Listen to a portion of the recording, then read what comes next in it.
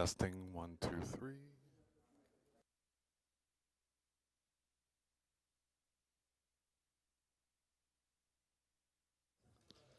Testing 1, 2, 3. Testing, testing.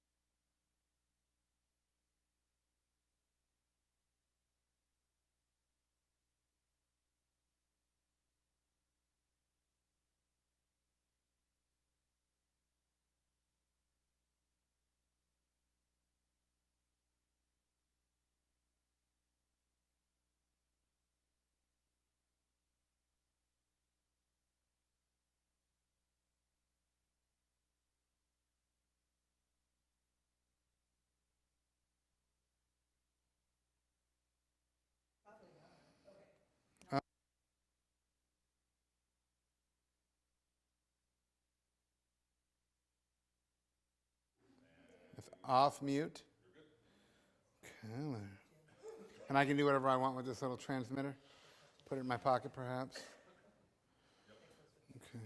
If anyone can't hear Dave, holler at me and I'll turn on the If you regular. can't hear me, you should get your ears checked. No, just kidding. That's probably true. I don't mean to be rude to anybody who has hearing, but I've been accused of many things. Too quiet has never been one of the things. Put my phone.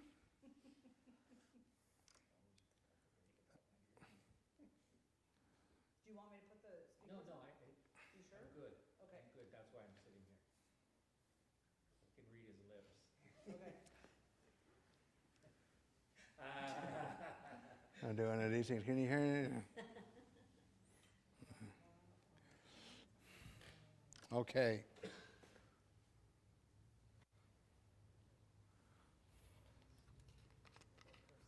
All right. Are we good? I think so. You tell me when. Yeah, go for it. All right.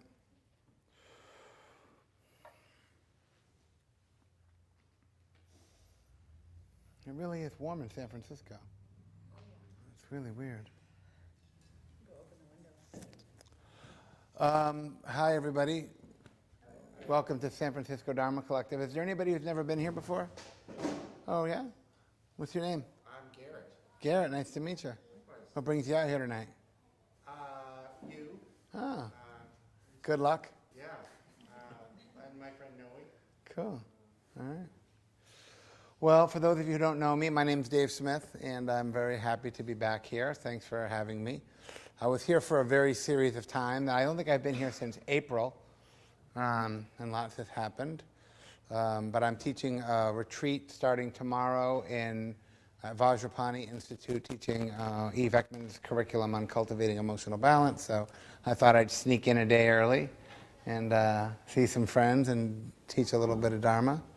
So thanks for having me again. I'm a little bit, you have to cut me a little bit of slack. I'm a little bit tired because I've been traveling all day. And I have a little bit of fatigue because I'm actually getting over West Nile virus. It's been about 3 weeks. I was bitten by one of those West Nile mosquitoes out there in Colorado. And the good news is I won't be able to get it again. And it's been pretty brutal, actually. So I would say I'm about 75, 80%. The biggest thing right now, actually, is fatigue. So, like, my energy level's low, which is not good for me. So, hopefully, I'll have my wits about me. What else? I guess we'll just get right down to it. So mostly what we do, for you, those of you who've been here before, the general schedule for tonight and most Dharma nights is we'll start with a period of meditation practice, and maybe 30 minutes or so of guided meditation practice. Then I'll offer a Dharma talk on various topics, which, because it's a Dharma talk, I can pretty much talk about everything, which is good for me. And then we'll have a chance for some discussion around that topic a little bit. And that'll pretty much do it. But I like to, before we get into practice, I like to talk a little bit about practice or how I think about practice, because I think one of the benefits and one of the drawbacks about the center that you guys have here, this Dharma Collective, which I really love this idea of a collective and an organization and a community that sort of picks and chooses who they have come and who they have teach. Rather than a top-down run organization. Those organizations historically have not functioned super good. So this idea that an organization has a Dharma Collective and you guys invite the teachers that you like and you have the teachings that you want, and that's really actually, I think a lot of problematic stuff that arises in Dharma communities get bypassed by handling it that way. And maybe the downside, if there is one, and I think the downside, when we think about Buddhist practice or Dharma practice in America, is there's just so many different kinds of practices. I mean, really, we're talking about Buddhisms. And so different teachers hold different practices in different ways. And sometimes if you're new and you just really want to learn some technique, then sometimes it can be a little confusing where you're like, I went there 6 times last week and 6 different people told me to do 6 different things. And not that any of them are bad or wrong, but sometimes it can be, as you're learning or attempting to learn meditation practices, I find it's really important to keep it simple, which is generally my style. So the practice that we'll do tonight, I really want to actually just do a metta practice. I usually teach a practice called metta vipassana. But tonight we're going to do a little metta practice because that's what I want to talk about afterwards. And so just to say a few things about what that is in the parlance of kind of practice in America, we have the insight tradition, which is kind of really what gave birth to the mindfulness movement. So we see lots of mindfulness everywhere all the time now. We see insight meditation, which is the same thing as vipassana. Some people don't know that, but when you think about vipassana meditation, insight's just the English term for vipassana. And that was really kind of where all of this got started. And vipassana is really this great, actually kind of a secular practice because it was really taught by Ledi Sayadaw in the 1920s because he wanted to preserve the Buddhist culture in Burma, and he didn't want to limit meditation practices to just the monastics. So he started teaching vipassana to villagers and to lay people in Burma because he wanted to spread the practices. So they came up with this very kind of simple practice of really insight, meditation vipassana, which is really just learning how to watch your experience, what the neuroscientists call meta-awareness, this ability to be aware of what's happening, which turns out actually to be kind of hard. Like, for example, there's a dog barking, but I'm not letting it bother me too much. Right? I'm mostly trying to pay attention to you guys. And so, but what happens, I think, around that is, the reason why I make a big plug for metta and I teach it so much is that when we think about meditation practice, we really think about, I guess, we think about attention, right, in an object. So we put our attention on the body or the breath, right, and that's pretty good. That's concentration. And what happens when you do this, right? Well, this happens, right? And then you put it back, and it happens again, and it happens again, and again, and then you start to get irritated and frustrated, and you might think, I'm not very good at this. Why can't I just get the attention to stay on my breath? Not very kind, not very friendly, pretty judgmental. So as much as we want to put our attention on an object, we really want to actually be aware of and learn how to cultivate a kind of attitude around practice. So when we look at the path factors the Buddha teaches in meditation in the Eightfold Path, we have concentration, which is good, but then we have this, which is called mindfulness, which is now I'm aware that I'm not with my primary object. I'm not with my breath. I'm not with my body. I'm actually thinking about what I'm going to do tomorrow. I'm thinking about how I ate at the wrong restaurant today because I don't get to San Francisco all the time. I'm thinking about all kinds of shit that is not very helpful in this moment. That's mindfulness. And now effort, the effort that we take in practice is to say, actually, I'm going to go back to my object because that's what I came here to do. I'm not going to just think about what I'm not just going to let my mind wander all over the place because that's not helpful. So we have concentration on the object, we have mindfulness, awareness that we're not with the object, we have the effort to bring it back, and that's it, that's the game. And every piece of the puzzle is really good. It's all very important, but we privilege this one for some reason. I don't know why that happened, but that seems to be the privileged of the three, which I think would argue is probably the least important of the three, frankly, with varying degrees of opinions on that. So the question is, can I do this with kindness? Can I do this with cooperation, with understanding, with a sense of like, yeah, my mind wanders, that's what it's supposed to do. And so that becomes kind of a type of a muscle that you can practice, which is really this metta, which is a Pali term, which means something like, it's usually translated as loving kindness. It really means kindness or friendliness, cooperation. It's really actually rooted in this idea of a safety, actually, this kind of homeostatic state where we feel okay in our bodies and our minds, and we feel some degree of harmlessness and safety. And I find that to be much more useful on the go than whether or not I can keep my attention on a single object. Does that make sense? Yeah, so part of practice, metta practice, is really, this metta bhavana is an intentional cultivation and intentional recognition of this innate intrinsic quality that we all have as human beings to be kind to ourselves, and in recognizing that it would probably be useful to all of us if we had more access to that. Right? So when we practice metta, the one thing about it that can be a little bit off, maybe difficult if you're new to practice, is we do actually engage language. So we use, a lot of times we'll use phrases or concepts to kind of inspire this idea of kindness or friendliness. We might bring somebody to mind that's a benefactor, somebody that's been good to us, somebody that when you think of them, you easily feel this, kindness, you know. It's like if you haven't seen a friend for a long time and then you see them and you sit down in front of them, you feel that feeling. You're like, it's so good to see you. That's what metta is.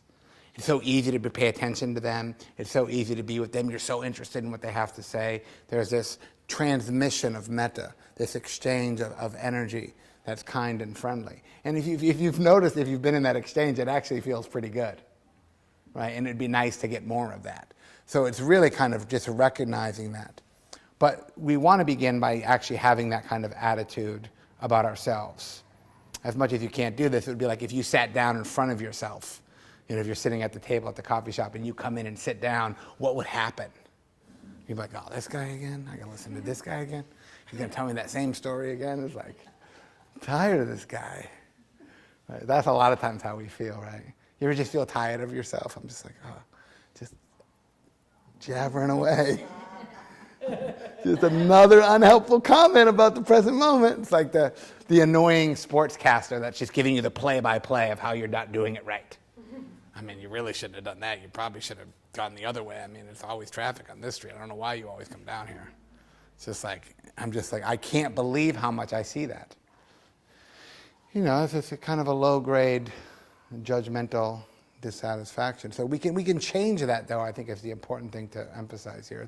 The mind is an open system, right? It's neuroplastic. It's not fixed. It's got habituations, but they're all subject to change, and everything can be altered and changed and improved and all that stuff, which I think is quite encouraging, actually. So I think that's all I'll say about that. I don't want to go on, because I am capable. So you can just find a way to sit that feels comfortable. Maybe because we're doing metta, try to find a way to hold your body that feels really supportive and kind.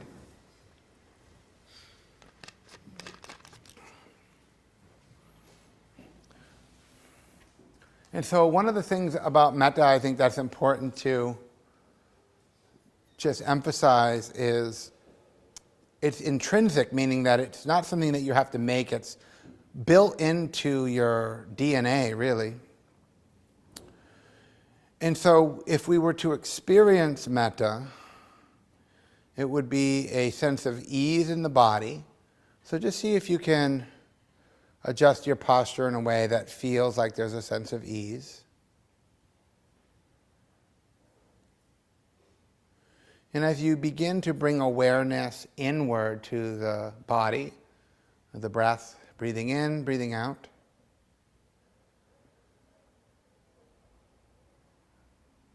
and any emotion that's being felt in the body, if there's any. So you might want to try to release tension at the neck or throat area, soften the belly, and see if you can just allow yourself to pay attention to the rising and falling of the in and out breath.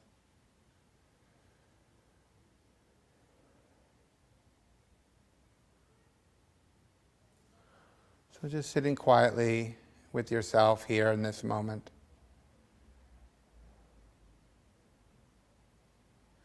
And the experience of metta is being able to identify or recognize any type of internal locus or internal feeling or sense of things being okay just as they are right now.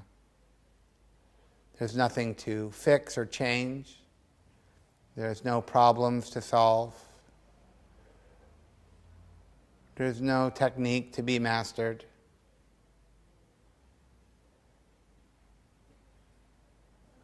This internal locus of safety, of ease.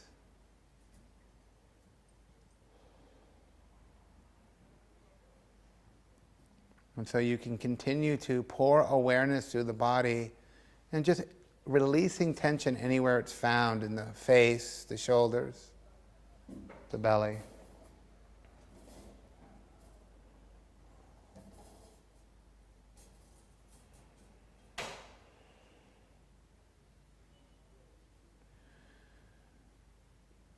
And if you need a bit more, it can be helpful to just offer the phrase of, "May I be at ease. May I be at ease."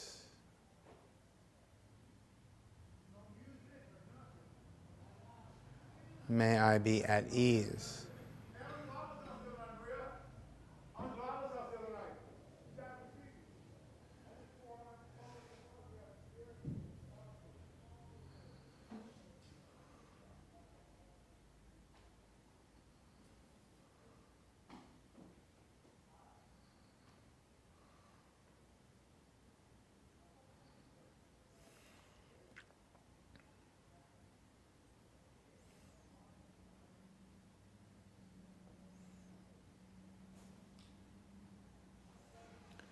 And so as you begin to practice in this way, as different conditions shift or change, there might be noise or sound or thoughts in the mind, things that are a distraction from this present time awareness of the body.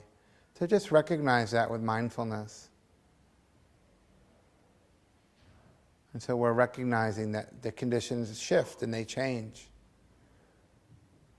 And in the midst of that, we continue to see if we can create this sense of ease or acceptance.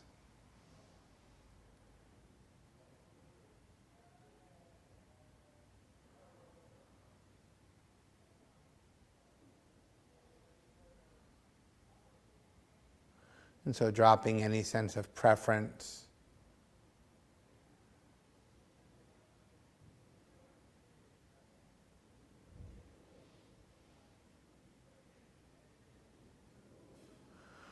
So as you become a sort of transmitter, whatever is picked up in the field of awareness, just allowing that to register. Could be noise, irritation, discomfort in the body, busyness in the mind.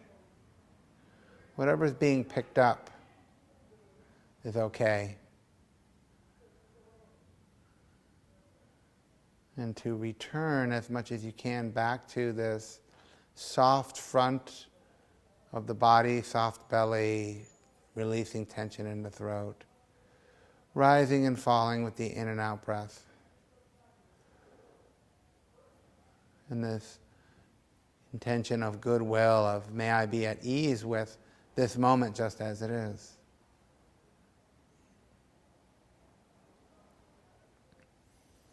May I be at ease with this moment just as it is.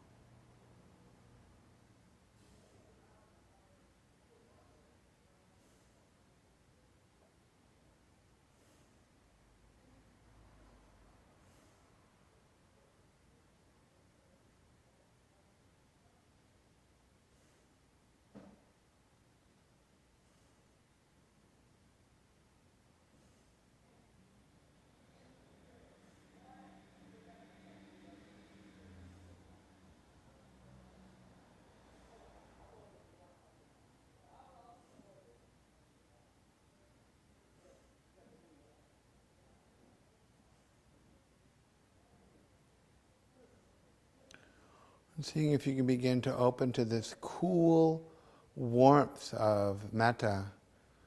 The coolness being the experience of non-attachment, of allowing things to be as they are without trying to fix or change or control.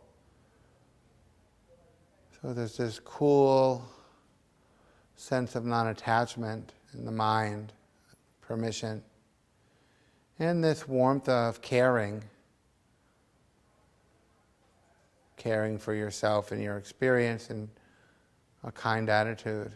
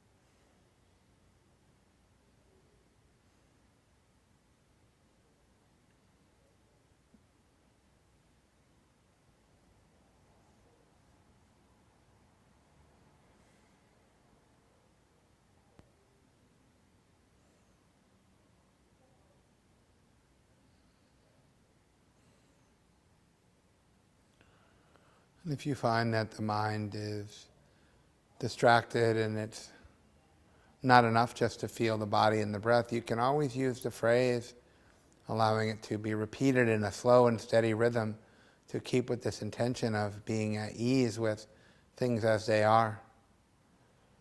May I be at ease. May I be at ease in this moment just as it is. May I be at ease with the conditions of my life just as they are right now.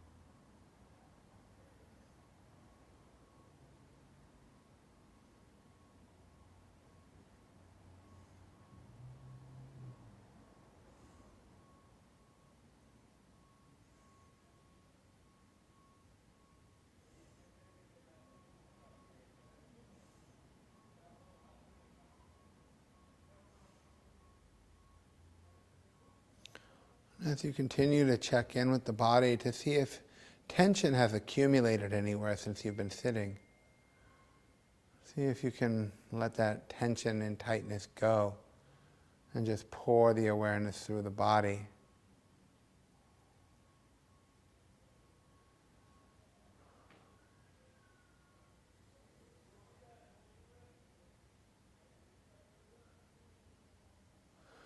And strengthening your capacity to be present with the body.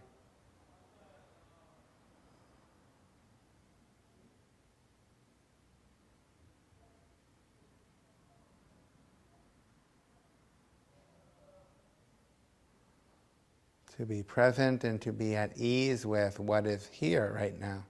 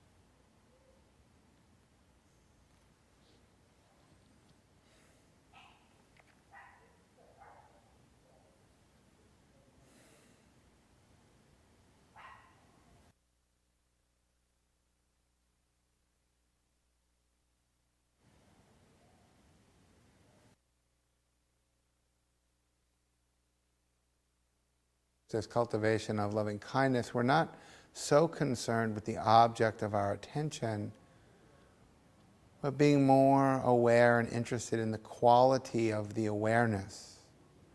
Is the awareness present? Are you at ease with things as they are? And making any adjustments to allow that experience to emerge, regardless of any of the conditions that you find yourself being confronted with. Sounds, thoughts, any type of distraction or discomfort. Not ignoring it or pushing it away, but not allowing it to drive our attitude.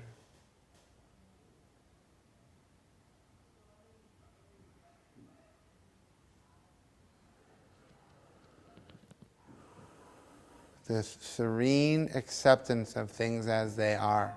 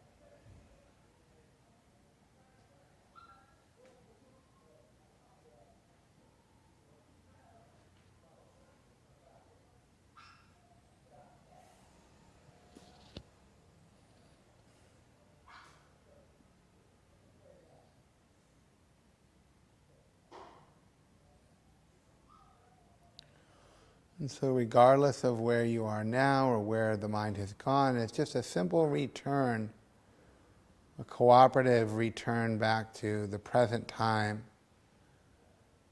pouring awareness back into the body,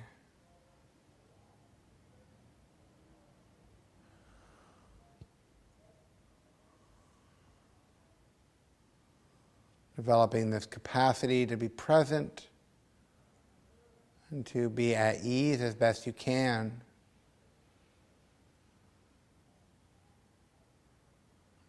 Right now, it's like this right now.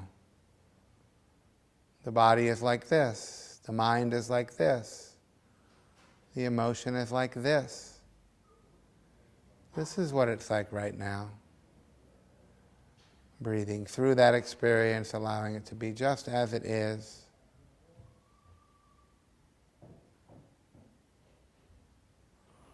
Staying out of any thoughts or proliferation around how to change or fix or control.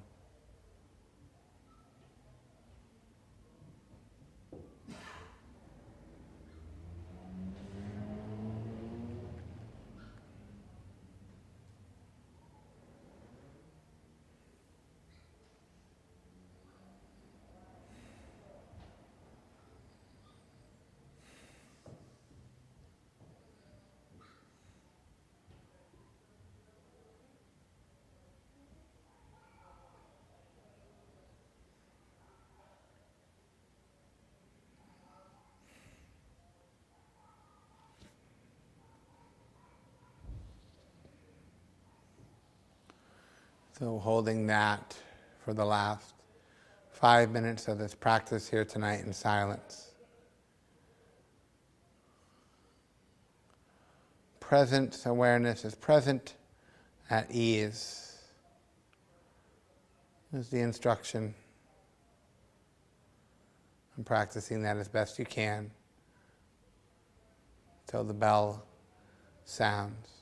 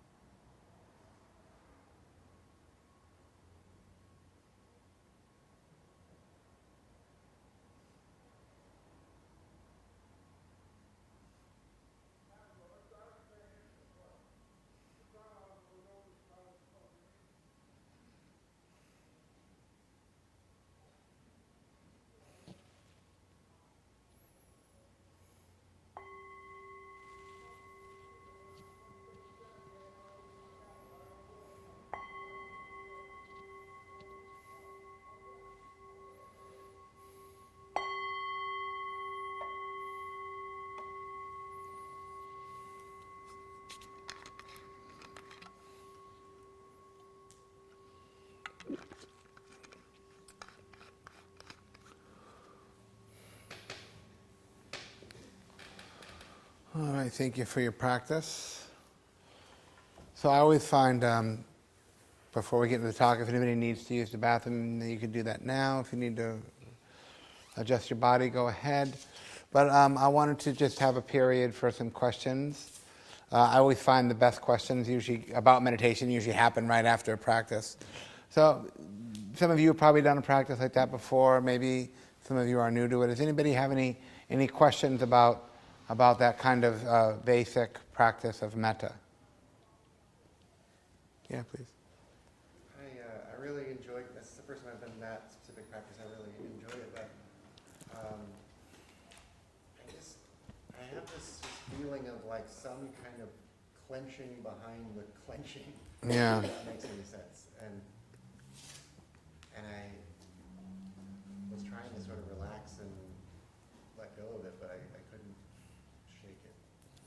Did you notice it? Was it you kind of did this? So I'm assuming was it mental, or did it manifest anywhere in the body that you could notice? No. Tightening anywhere? More mental. Yeah. But you were able to do the practice in spite of it. I would say that's reassuring. And it would be interesting to see as time goes on if you could get more data about what that is.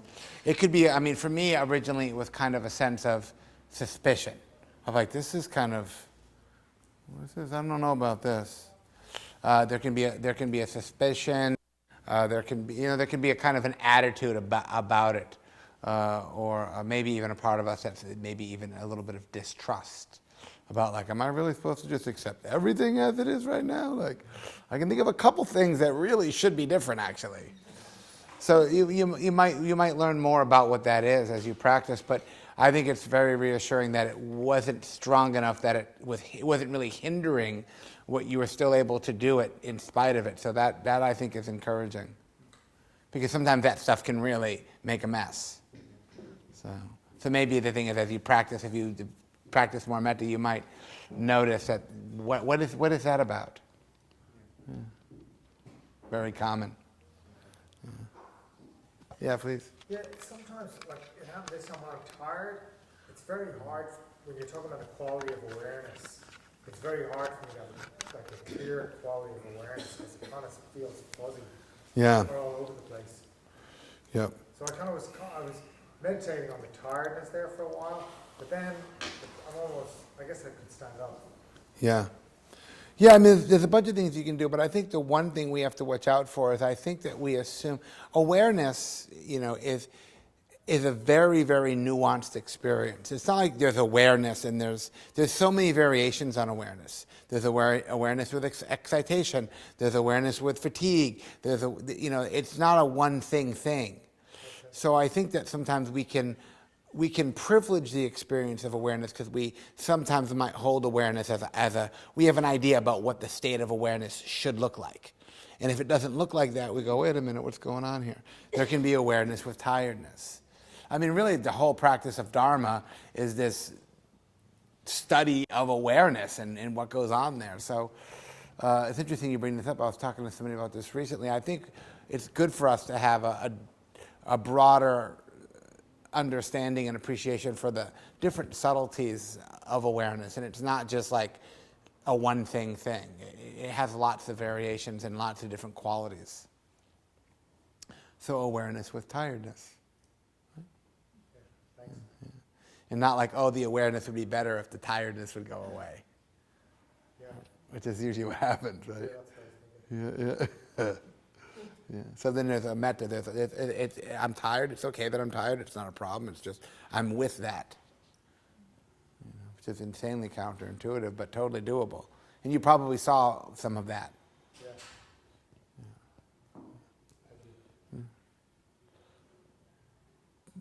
Yeah. I felt really sensitive to the noise outside. Mhm. It was like an interesting experience to stick with the piece about being at ease, because I just felt like it was like tugging me away from that experience. And like the quality that arose with the words was like more of like a compassionate, like wider hold, I don't know if that makes sense, but like wider holding of like more Yeah. this. And like I was wondering if you would recommend like sticking with a phrase like that when it felt wishy-washy, or if you can sort of like use that phrase for like a compassion. Does that make sense? Yeah, it does. It's great. I think what you're saying is really encouraging because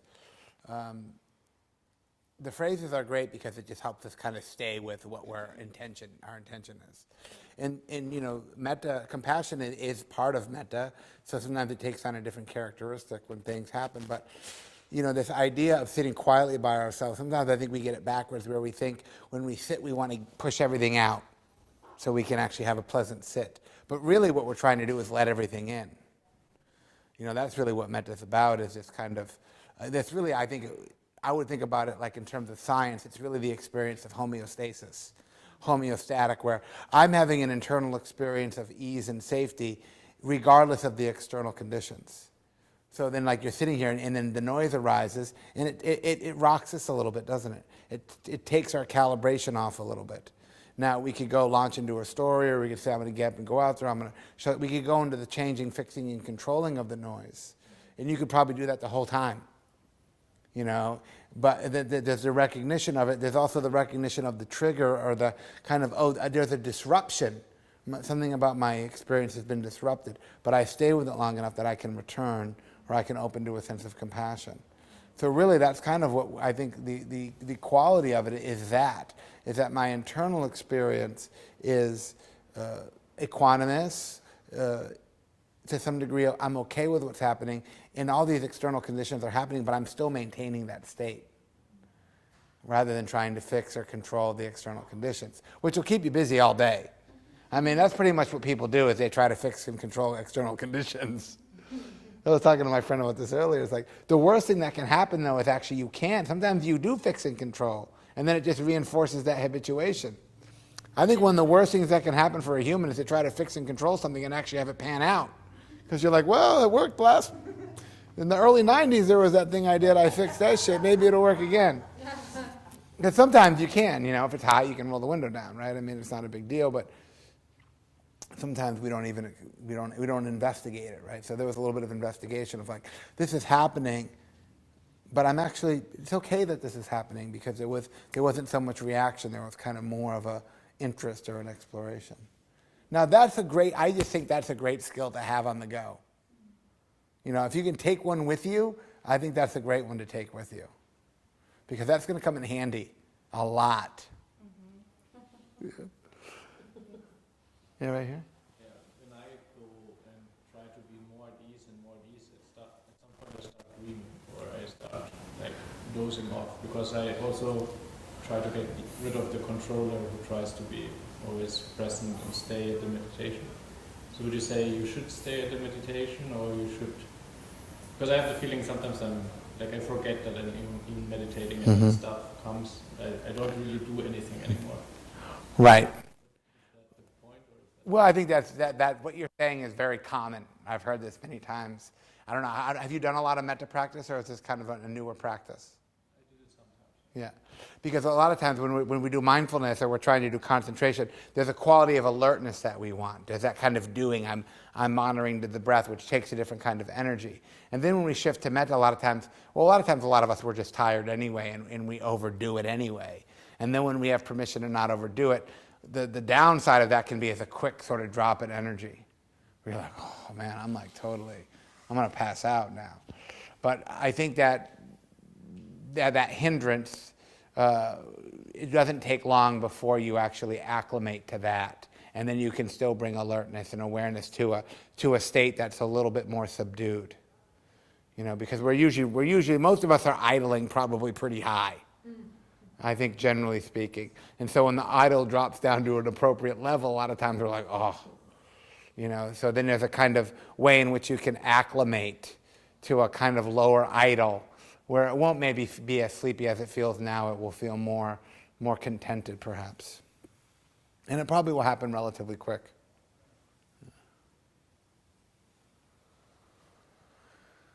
Any other? Yes, please.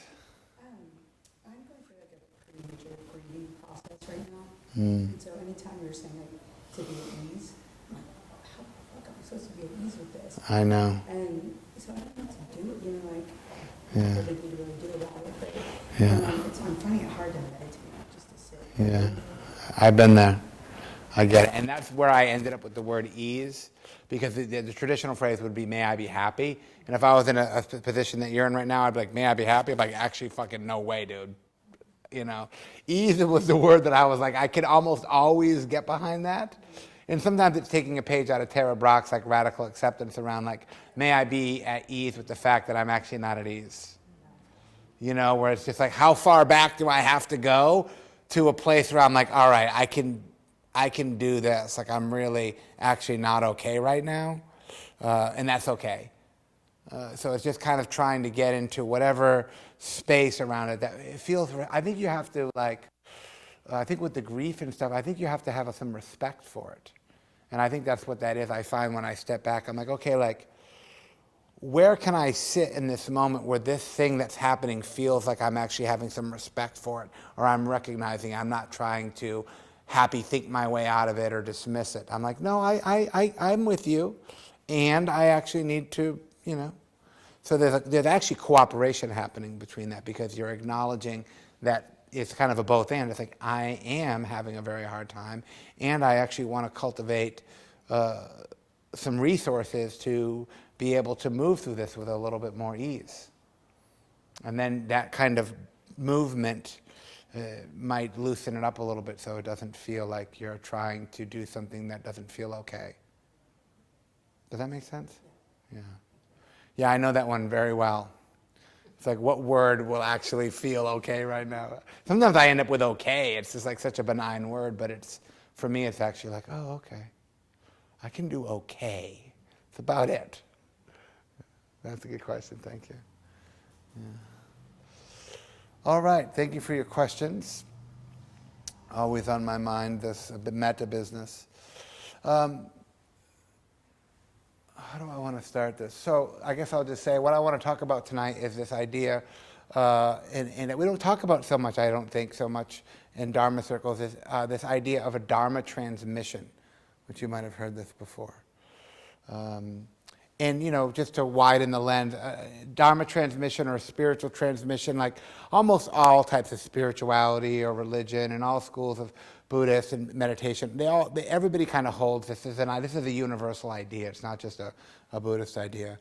And really what it is, it's a psychological and energetic kind of energy that gets exchanged back and forth. So even if we use physics, it's like, you know, you have a radio transmitter and it can take in energy and information. And we actually, as human beings, do this all the time. We're always taking in energy and information. Have you noticed a lot of the energy and the information that you take in is not helpful? Right? So to some degree, we're actually walking transmitters. And a lot of this happens emotionally. We're always, you know, taking in each other's emotions. Have you ever been in a really, really good mood and run into somebody who's super pissed off and you walk away going, well, I kind of feel angry right now. Right? So this exchange is happening all of the time anyway, is that we are kind of transmitters. And so one of the things that's been really important to me, especially in the current landscape around, like, as I mentioned earlier, these Buddhisms, and there's so many different ways to go about it, is really making a distinction between Buddhism and Dharma has actually been important to me. And it's almost impossible to do, because as soon as you say Dharma and people don't know what that is, you have to say Buddhism.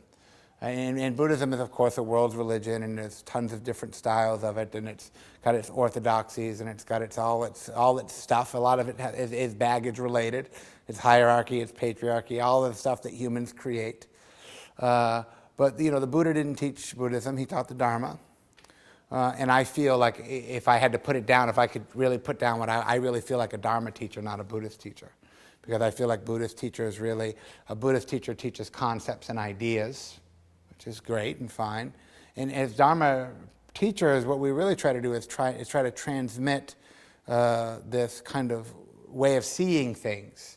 This way of seeing things, or this way of being in the world that's really for the betterment of you and everybody. Which is sort of tricky business, actually. And also one thing that's been really important to me, as somebody who really appreciates Dharma and Buddhism for that matter, I know a lot about a very, very little sliver of Buddhism. So actually to call myself a Buddhist teacher is a little bit not accurate. Because mostly when it comes to Buddhism, I don't know anything. I know a lot about this little sliver. And really that's what I would call Dharma, which is, so I always try to teach, and I always try to have a deep respect, and I really do have a deep respect for this authentic lineage, which for me has really been the Theravadan lineage, and really specifically the Burmese school, the Mahasi Sayadaw, Ledi Sayadaw, and my primary teachers, Joseph Goldstein and Stephen Smith, and these people who really went over there and really tried to bring this back in terms of a transmission, which is sometimes a transmission can have something as simple as maybe reading something in a book, or hearing a podcast, or coming to a Dharma group. But usually the type of transmission that really changes us, and I think they're rare, and I feel, if you ask me, I would mostly feel like I'm a kind of an unlucky person, if you looked at my case file. But actually in this Dharma world, it's been where my luck has thrived. I've always just been stupid lucky. I always came into great teachers at great times in great places, and I've always kind of clocked this idea of Dharma transmission. And my first teacher, Stephen Smith, actually talks about it a lot, if you listen to any of his talks. So it can come in many different forms, but I think really the form that it happens, and it doesn't just happen in a student-teacher relationship or in Dharma practice, it happens in Alcoholics Anonymous, in spiritual circles, and any time another human being has an exchange with another human being that's meaningful, there's opportunity for some kind of transmission, right? Which actually means we have to have our guard down, we have to be open, we have to trust the other person to some degree, we have to have some experience of vulnerability. Otherwise, our psychological defenses are just, our hackle is just up all the time. And when that hackle's up, the transmission is really pretty much not going to happen. Right? That makes sense, doesn't it? And I don't know about you, but I if I'm honest, my hackle's up probably a lot more than I would like it to be, because I don't trust people, and I find the world to be a kind of not such a great place all the time, and I don't want to be open. I don't want to be vulnerable. I want to kind of wear my psychological cloak of safety so I don't have to get hurt. So they can happen in many forms, but I think really when we have a really deep one, it's usually on a retreat, so sitting these long, multiple-day retreats, which I'm sure some of you have. And a lot of times it has to do with coming down from somebody who's been at it perhaps a little bit longer than us. As somebody in recovery, the analogy that I always use is such a good one. This is also what we would talk about in recovery circles as a spiritual awakening, which they define as a profound feeling of change and outlook, where we have just this really, really profound change in how we see things and how we do things. And it usually doesn't happen just by reading something, right? There's usually an emotional, somatic component to it, where we actually really have a visceral feeling. Like, you feel it in your bones, right? We've all had those moments. Maybe we would call it an aha moment, but if we track our lives, we usually can find that there's been some event or some experience where on the other side of that, things just were different. And sometimes it can actually come through lots of suffering, which has been my main venue. And actually one thing I've noticed is that there's for those of you who've done any therapy work or work as psychotherapists, there's a practice called internal family systems. I don't know if anybody's heard of IFS, internal family systems. It's really, I did a lot of it about 8 years ago. I did a whole boatload of it, and I would do these long meditations with my trauma therapist. Sometimes they would be like about 2 or 3 hours. I would be in a meditative state, and she would ask these questions, and different parts of myself would sort of interact. It's very, very bizarre. And at one point I realized that I got into this part of myself that was really, really defended, that was really kind of probably my most defended part, that was like, don't trust anybody. Let's just not trust anybody. Let's certainly not fall in love with anybody. Let's just kind of, me against the universe, and I'll probably lose, but that's okay, and we're just going to get through this kind of part. And I realized that actually so I was working on these specific events, that every single sort of tragic event in my life or traumatic event where things had really, somebody had died or a relationship had ended. These really kind of episodic events were immediately followed by this profound change in feeling and outlook that actually pushed my life in a trajectory that is benefiting me in this moment right now. So you could look at it as you know, like, so without the tragedy, there would be no transformation. And so actually, when I got up, my whole attitude about all that stuff that happened was just different. I was like, oh, wait a minute, like, am I grateful for all of the horrible things I've been through? I'm like, yeah, kinda. Right? It was this really, really transformative experience. And one of the things that has made that so available to me is really whether, and this was happened to be with a therapist, but I've had them with teachers, where you're in the presence of somebody who gets it. They've been there. They've maybe been working on similar stuff a little bit longer than we have, and they can really, really hold that. Right? They can really, really hold that for us. And in the midst of that, the defenses go down, there's vulnerability, there's an ability to kind of go, oh, maybe I'm not seeing things as good as I could be. Maybe I'm holding some views and opinions about things that aren't helpful. And then that can create this kind of, sometimes it's an expansion, sometimes it can be a kind of release of energy. One part of it, I think, that makes it so hard, and I'm actually having a hard time explaining it right now, is I think there's a tremendous part of it that's nonverbal. You ever have a very kind of experience in your life that was very profound, when you try to explain it to somebody, you just kind of fumble through it? And you usually end up with saying, like, well, you just had to be there. And they did. They just had to be there. They weren't there. You can't.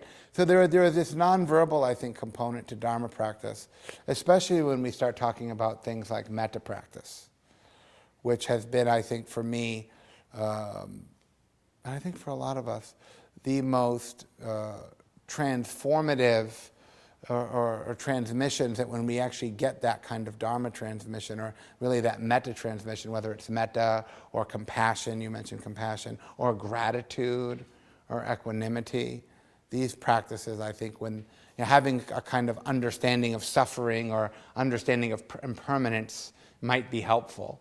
But I think actually, I actually think the heart side and the compassion side of Dharma practice is much more useful to us in the modern domain than whether or not we actually understand the 12 links of dependent origination or something like that. Because so much of Dharma and so much of Buddhism does have an intellectual, it can be kind of nerdy and fun to study academically on some level, but on the day-to-day, go-to-go, I haven't found that stuff to be all that helpful. It hasn't really necessarily improved the quality of my experience. And so I think when we start to see, it was interesting. It's so funny sitting here right now because I was watching the live stream of Eve Ekman's event with Richard Davidson on Friday, and he was sitting right here. And he said, I think he said 2 or 3 times, mindfulness isn't enough. Mindfulness isn't enough. And he made this emphasis around the components of well-being, one of them being connection, which I thought was interesting. And another one actually being talking a lot about positive outlook.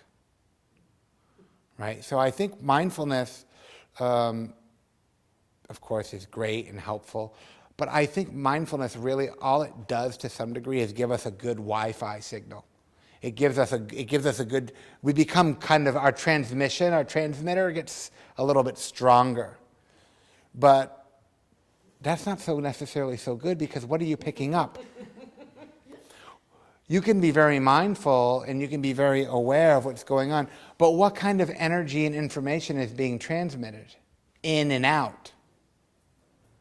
Right?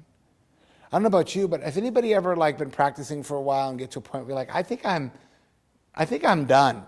I think too much awareness. I'm too fucking aware. I want to go back to sleep. I'm way too much having emotional empathy. I'm tired of feeling other people's shit. Richard Davidson also mentioned that here, which I thought was interesting, about how empathy is not always so good. without compassion, without the caring and the understanding, is that we can get really burned out if our transmitters are super strong and we don't know what the hell to do with them. And we're just taking in bad energy and information all the time. That's not really, I don't know if that's going to do much.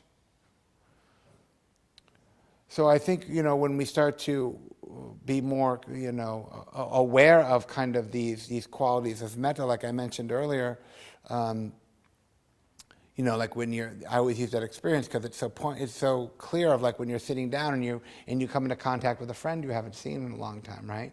There's always that elation, that excitement, that feeling, right? And so learning how to pay attention to those kinds of experiences every day and trying to see where does that happen? Who does that happen with, right? Who can reciprocate this quality of metta? Who are the people in my life that I can actually, I'm open, they're open, and we can have this reciprocal back and forth, right? And sometimes we find ourselves spending way too much time with people that all we're reciprocating is contempt and anger and frustration. It's like, why am I engaging in this transmission? Sometimes we don't have any choice. They're working at the desk next to us, but sometimes we have a lot of agency over that. And I think this idea is really important because one of the things that I think underpins all of it is trying to gauge our own level of confidence or faith or even trust in the practice itself, right? Because if we look and, recently, especially lots of stuff has gone down in the American Buddhist world that's been not great. And I think it's so easy to confuse the Buddhism with the Dharma or the Buddhist leaders with the Dharma. And it's really, really hard to not get into this this kind of hierarchical dynamic because it's a little bit built in. That's one thing I've always appreciated about my teacher, Stephen Smith. To even call him my teacher is actually a little bit off because he's never spoken that language. He's always spoken this language of Kalyana Mitta, which probably is a word that means something like friendship or spiritual friendship. And I always use the recovery analogy because they've done such a good job in that world of like, it's just the person who's been doing it longer can help the person who's not been doing it that long. Like the guy who's been sober for 30 days can help the guy who's been sober for 0 days because he did it for 30 days and you tell him how you did it. And I think a lot of it is like that in this kind of, and also this whole thing that Thich Nhat Hanh talks about, which I love, of like, first came the Buddha, then came the Dharma, and that the third kind of wave of the Buddha is actually the Sangha, that this is actually awakening in a kind of a community aspect and getting out of this problematic kind of top-down thing. So these transmission experiences don't always have to be so student-teacher or so hierarchical. In some schools of Buddhism, people will say, oh, I went to a Dharma transmission. And like 300 people went to see this teacher, and they're like, yeah, we got a transmission. I'm like, did you really? Or did you just sit in a room and watch some dude talk? Or maybe you did, maybe you didn't, but just in some schools it's kind of gotten to be overly like, oh, I went to this thing and I got this Dharma transmission. It's like, first of all, it's I think actually and physically impossible for one person to transmit Dharma to 300 people. Like, some people didn't get it. Just because you bought the ticket and showed up doesn't mean that so that's, I think, what's watered down this concept, unfortunately. This idea, if I went and I got this empowerment or I got this transmission because I went to listen to this person speak for 2 hours. I don't have any idea what the hell they said, but I got the transmission. It's like that scene we were joking about that earlier, the scene from Caddyshack. The scene from Caddyshack where Bill Murray brags about how he got this transmission from the Dalai Lama when he was caddying for him in golf. He's like, on your deathbed, you will receive total consciousness. And he goes, I got that going for me, which is nice. This idea that I just went to this thing and I don't know what I got. I got something and it's going to be good. It almost is like a spiritual materialism, which is unfortunate, I think. And so I think that one thing that's been interesting to me is trying to, so you could maybe say there's these big epic ones and I could track them down. There's been many times on retreat or with teachers or in a Dharma scenario where I felt like something big happened. It might only been for half a sit, or it might not have been that long, but something was expanded in my experience. Some level of awareness got expanded, or something got released. Some kind of energetic, I don't like to use that word, but I don't have another one. Something happened that seems to inspire me to think about things differently, to do things differently, to live differently. And then trying to take that actually, and then seeing where can I actually have these is this possible in the day-to-day? You know, and I think a lot of times it's in the behavioral sense. It also happens a lot in exchanges with other people. Like one of the ways that I see it a lot, and I've had to learn how to pay attention to it, is just watching generosity. You know, just watching, it happens a lot. I have children now, so I see kids a lot more than I ever used to. Sometimes I'll see like kids on the playground or just do this really like open generosity, like giving somebody like some Cheez-Its that they don't really want to give them or something like that. And just watching the exchange and just like the smiles and just that sense of an open connection and a sense of empathy where there's an exchange that's sort of beneficial for both people. It doesn't always have to be this big, you know, epic kind of transmission where it's where we have these kind of big moments, but how can we take those bigger moments and see where we can pay attention to those on a day-to-day level in our day-to-day exchanges with other people. I've been interested in paying attention to that, and it's usually through the lens of, it's not through like a wisdom lens of the foundations of mindfulness or these other things. It's more like noticing exchanges of kindness, trying to notice when somebody's actually being kind to me and I'm not noticing that, or I'm feeling defensive, or I'm feeling, what the hell do they want from me now? You know, kindness and compassion and generosity. And I really put generosity in the mix, even though that's not a classical Brahma Vihara, but it's really a huge part of Buddhist practice. It hasn't really made its way into our Dharma world so much, and we talk about dana, and we do offer financial support for teachers and teachings, which is great, but just generosity is such a transformative thing to just pay attention to and to watch. And it deteriorates so many things that aren't helpful. Being stingy, being afraid. You know, I don't know if you ever noticed this, but sometimes I'll notice I'll have an inclination to be generous. Maybe I'll have lunch with somebody and I'll think about paying or something. And then I'm like, well, maybe I shouldn't. You know, that kind of way in which we can second guess generosity, or we can second guess things like kindness. Like, well, maybe I shouldn't. And we go into that kind of, there's this kind of self-protection, this delusion of self-protection through like ignorance and fear, where we're like, maybe I should just take care of, maybe I should just be more self-centered, and I really just need to focus on what I have and what I need in that kind of individualistic society that we live in, where everybody has their own thing, right? We have our own apartment, our own car, everybody has their own thing, right? And we have our stuff, and we can be really kind of, I don't want to say stingy, I don't know another word, but there's a way in which, a lot of times it's motivated by fear, or a lack of abundance, or there's a sense of this idea of not enough. Well, I don't have enough to be generous. I don't have enough to be, I don't have enough to actually cultivate or participate in the qualities that I value. Well, wait a minute, that doesn't make any sense. Right? It doesn't make any sense. There's this concept that I really like that I've learned relatively recently that comes from the CEB work that Eve Ekman teaches, called cognitive balance, or this idea of cognitive intelligence, which is like, I have my views, right? I have my views and my values, and I have my intentions, and then I'm actually able to follow through with that. And if I can do that little exchange, then that's called cognitive intelligence. It's that I'm able to have some follow through. Well, I know what my priorities are, I know what my values are, I know what my intentions are, and then I'm actually able, and that last piece is the most important one, right? Like, you know, that's the thing about intention. Intention is so important and completely and totally not enough. Without the follow through, it just dies in the mind. Most of our best intentions, I know they just die in my mind. They don't go anywhere. And I feel good about myself because I have these wonderful intentions.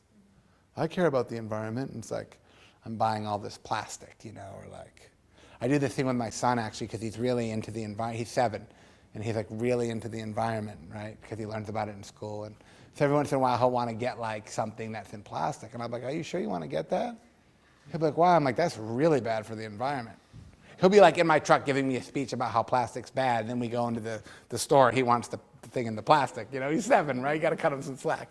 And to watch the dilemma, he'll be holding it like, oh, the disappointment of like, I totally want this, but I think it's really, oh no, what am I getting? Just the dilemma of that, right? How much do we find ourselves in that dilemma of like, I'm living in a way, or I'm about to do something that's totally out of line with how I view things. Right? And so when we're able to actually do that, having this cognitive intelligence, I think it's really, really hard, and I would be really psyched if people got better at it. Because I find myself struggling with it too. I'm like, well, just this one time I'm not going to do it, right? And I think when we're able to follow, I notice that when I complete the little task of actually the follow-through, the sense of self-esteem, or the sense of, it feels really, really good to do the right thing. It's just getting through the whole process is oftentimes very hard because the mind has all its ways in which it talks us out of these kinds of things. So just before I take some questions, just this idea of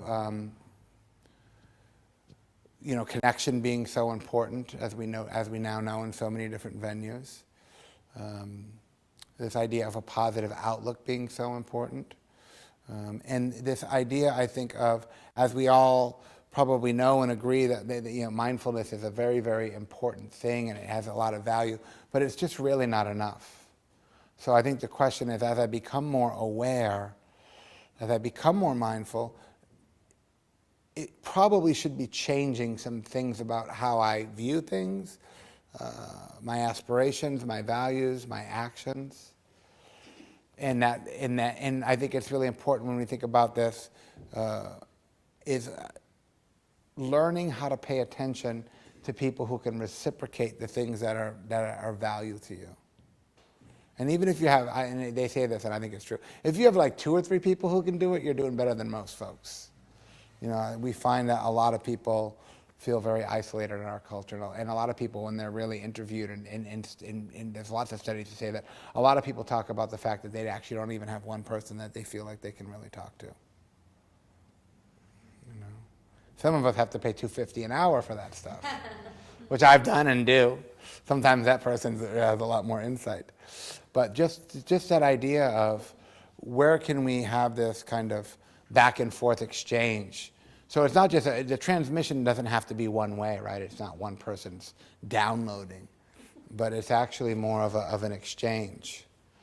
And when you find like-minded people who have similar values and some similar ideas, and being able to share the practice in that way is very rare. Like I always, you probably know this, but I travel around the country a lot, and having a center like this is very rare. They're becoming more and more around, but a lot of times I was in Oklahoma City, and they have a Dharma collective in Oklahoma, believe it or not, the reddest state in the country.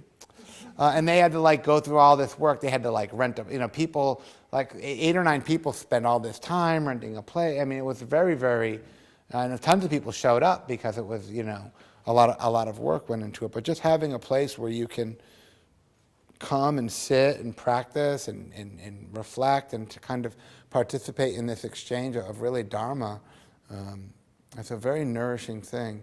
It's an easy thing to take for granted, I think, when especially you guys are kind of in the Mecca here, Bay Area, right? There's probably multiple meditation classes happening every single night of the week, right? So thank you for having me. I appreciate it. I hope this was helpful. And please, questions or comments you have about this idea? Yeah, please, Cassandra. Hi, how you doing? It's good to see you.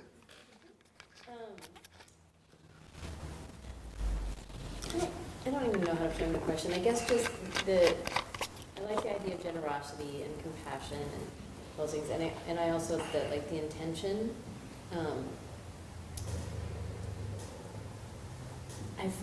yeah, like sometimes I think that, I do something that actually is a generous, like there's an intention, a generosity intention, and I think sometimes the intention is to control or to change or to manipulate the outcome.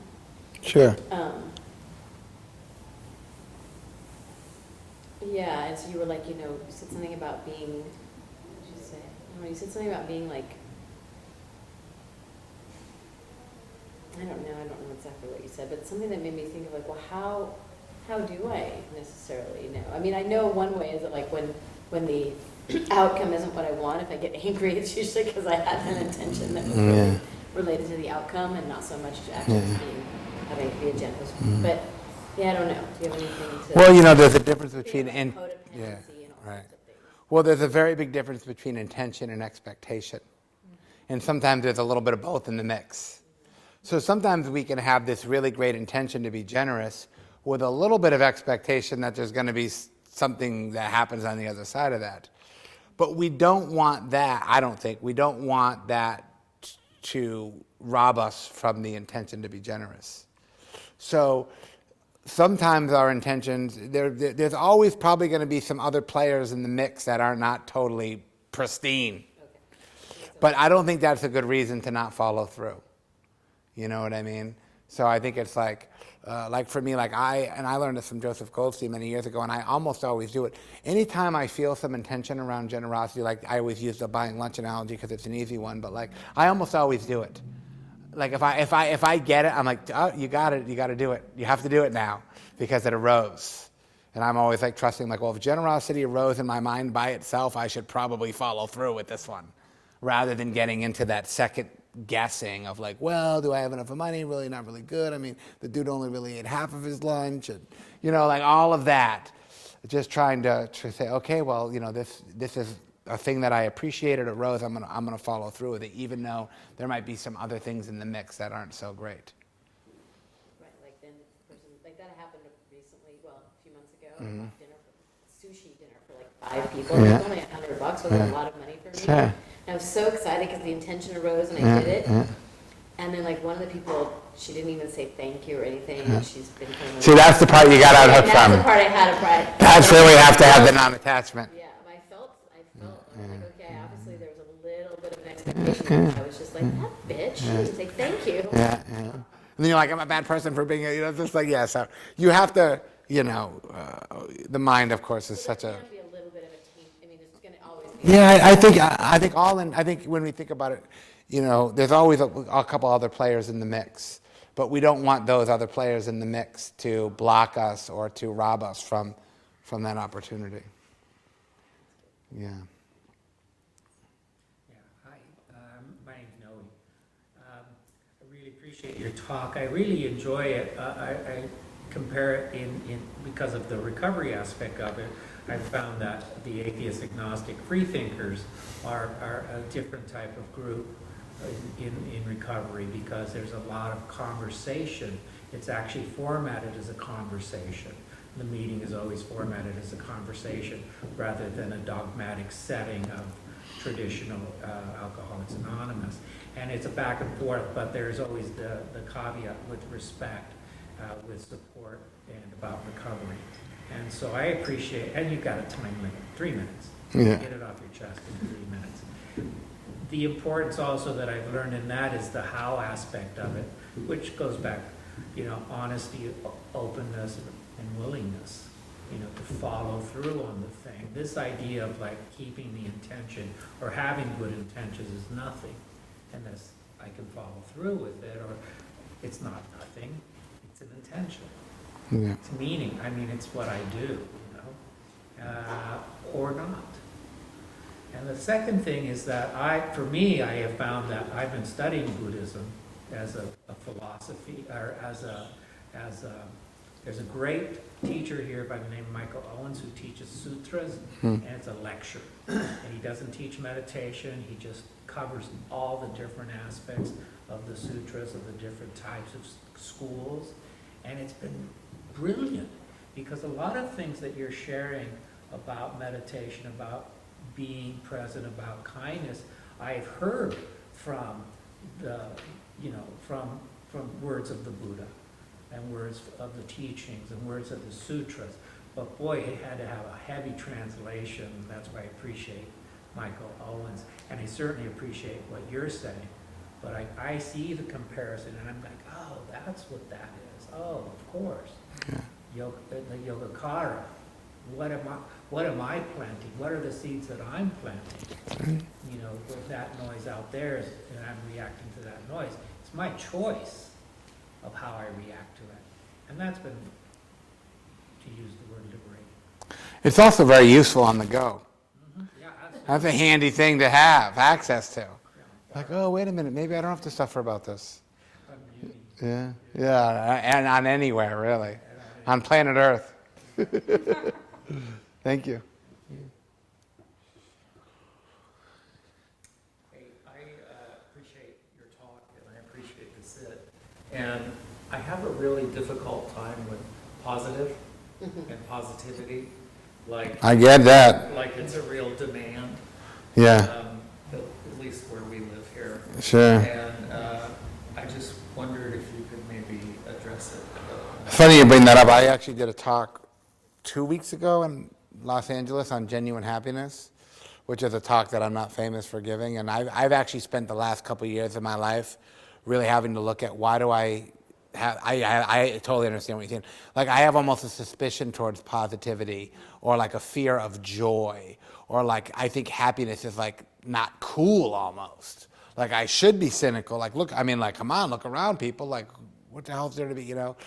And so that for me that there's a, I could go on and on and on. There's a whole list of probably therapeutic reasons why that's been the case. But I think the thing that can be helpful is looking at being curious about like, wow, I wonder what that's about.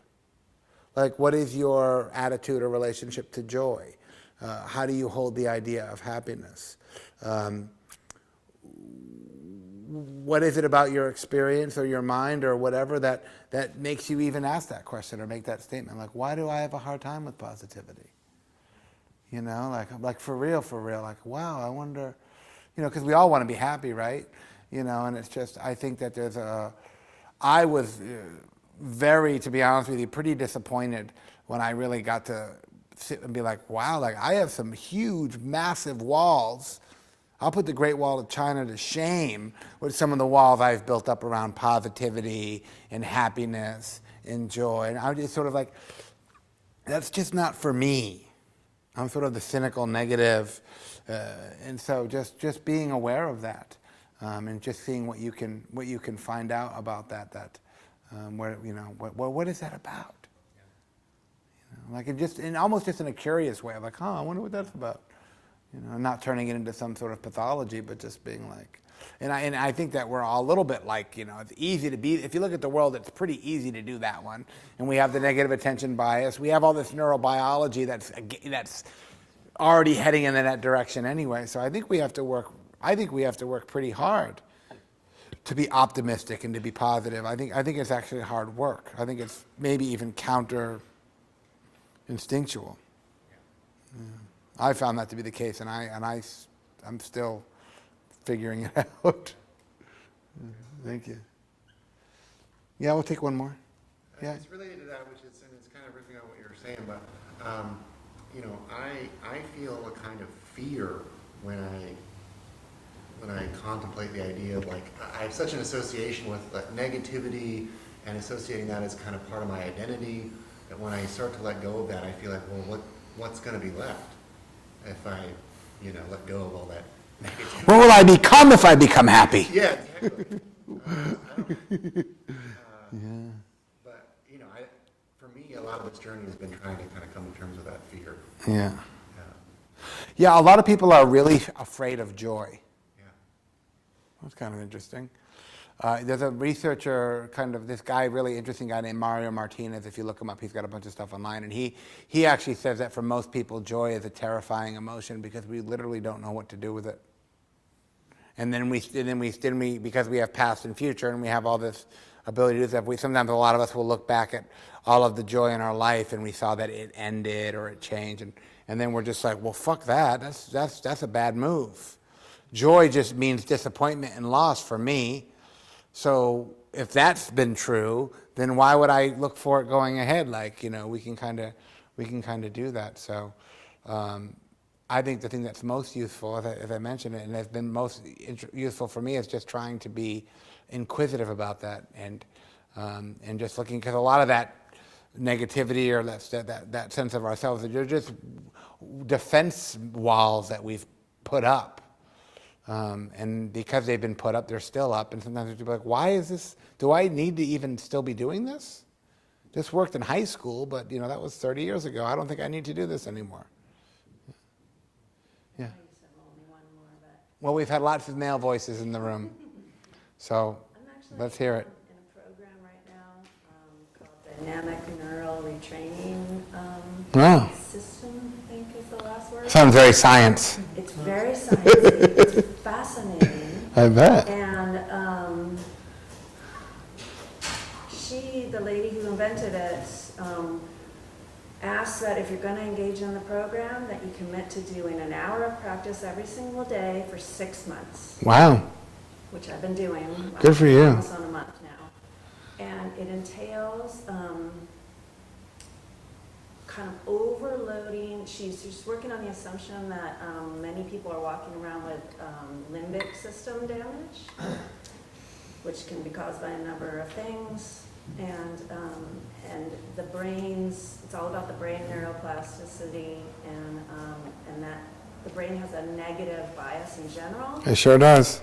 And so you bombard your brain with positivity, Mm. and which is a hard thing for me to do, and does not come naturally, but it's kind of a fake it till you make it sort of Sure. thing. And it's working. It's going good? It is working. Do you wear any contraption on your head when you do it?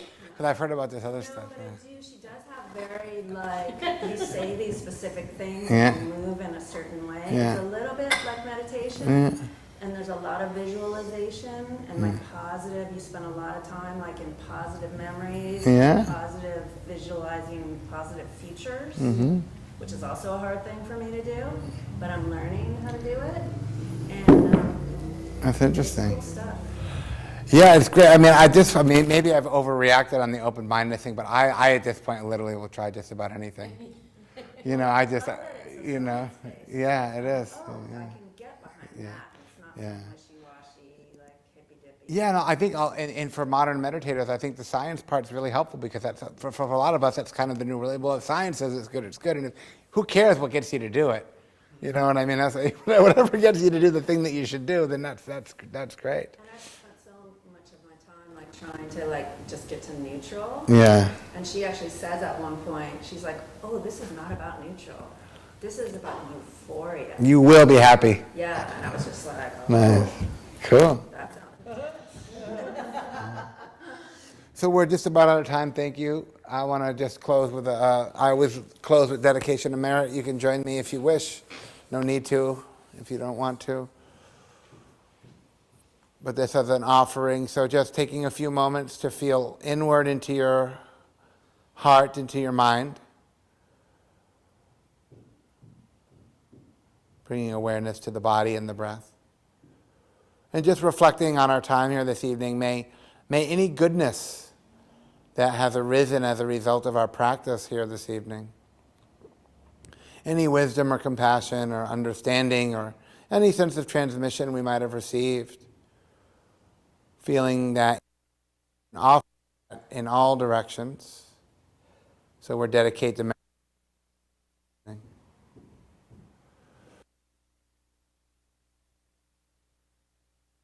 all directions. May any goodness that has resulted as a result of our practice, we dedicate that to the benefit of all beings everywhere.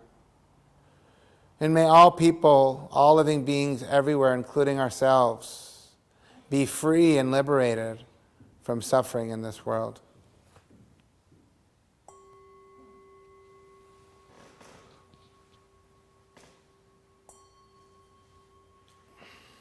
All gone. All right, that's the whole show. That's what my grandfather used to say at the end of Christmas opening presents. It's the whole show. Thank you for joining me. As you probably know, the Dharma Collective does run on Donna, and this is probably not the least expensive neighborhood in America. And so any generosity that you can offer for tonight goes, half it goes to the Dharma Center and the other half goes to me for my teaching and practice. I think they might be watching out there, but I appreciate my family allowing me to participate in the risky business of living on generosity. It's very interesting work. So anything that you can offer, either me or the center, is greatly appreciated. I'll be in Santa Cruz, which isn't too far away, on Sunday at 6, teaching down there. And I'll also be at, there's a New Year's retreat for those of you who want to come down to Big Bear. New Retreat Center, Big Bear Retreat Center, very lovely place, just opened. Me and Cheryl Fleen, some of you might know Cheryl Fleen, we taught together for many years. We have an annual retreat that happens over New Year's. It's December 27th through January 1st. So if you're looking to do some retreat, come down and sit with us. The registration is open at the Insight LA website. They're sponsoring the retreat. 5 nights in Big Bear, total guaranteed, full Dharma transmission liberation. Or your Donna back, no. But no, come, we do, it's really fun. It's one of the retreats that we do. We do this whole attention-setting ceremony on New Year's, and we sit into midnight, and we do all this cheesy, awesome, super ritual stuff that I never do. So come and watch me be uncomfortable, and you can be uncomfortable together. And I don't know when I'll be back here, but I'm sure I'll be back at some point. You can find more about me at davesmithdharma.com, and I have a podcast of the same name on iTunes and Spotify. So, all right, y'all. Thank you very much. Thank you. Can I make a quick announcement? Sure, please. This coming Friday is our monthly 11th step study and meditation group here, peer-led, and you don't have to be on the 11th step to come, but you should be involved in some focus program. Cool. Is that, do you do that retreat?